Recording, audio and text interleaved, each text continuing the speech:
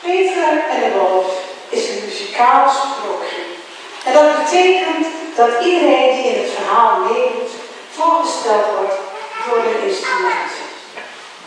Zo wordt het vogeltje gespeeld door de fluit.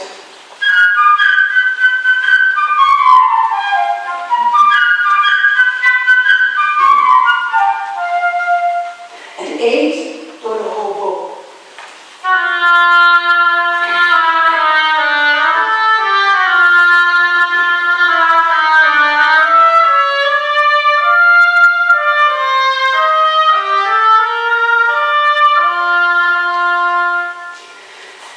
En de kat door de klarinet.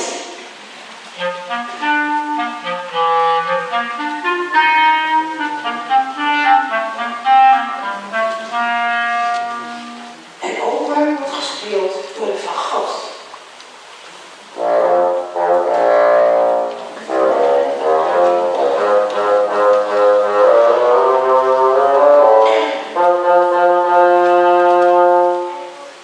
En de wolf niet door één oor, maar 5.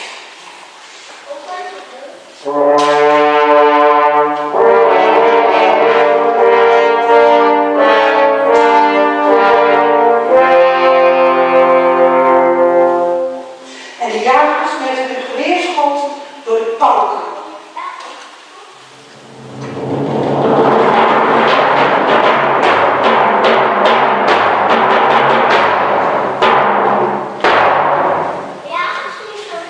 En er wordt niet zo in het verhaal Peter door alle houtmazers.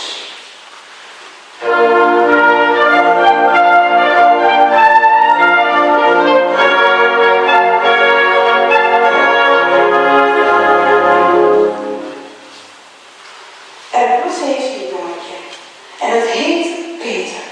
En op een mooie morgen deed hij het tuinhekje open en hij liep de grote groene weide in.